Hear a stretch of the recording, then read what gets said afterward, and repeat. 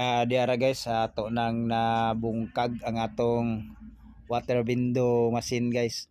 So ato ning tanggalon karon ang katong na depekto na nga water pump kay ato siyang pagapulihan guys sa bag-o na.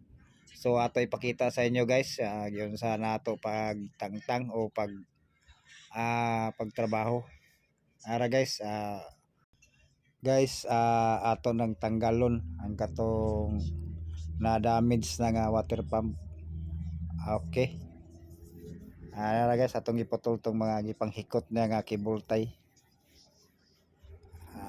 Alright, putlo na to ng gihikot nga cable tie. Na may nakalak ani. Basta matrabaho ani guys, bungkag gid ang tanan bisag maora ni atong tuyo. Okay guys, nakuha na nato ang old nga water pump. Ato na impulyan sa atong bag-o nato nga napalit guys. Mao ni siya guys ang damage ni ining atong water window machine. Di na mo guys, di na mo agas kay short na ang yang supply. Kana bitong damage sa gid siya. Daot na gid yang motor. Okay. Ara guys, atong ikumpara ang bag-o ug ang daan.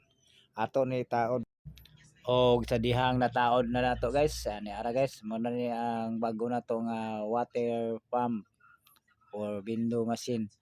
Okay na gani guys. Narang daan guys atong gi-replacean. Mo ni siya ang daot. Okay. Ato na ni i-fix karon guys nya atong pagatestingan o hulog sa piso. Okay ba gyud? Alright. Amo na sa guys ang itsura. Na fix na nato og atong testingag hulog og piso og moagas na bagid sa normal. Alright, okay.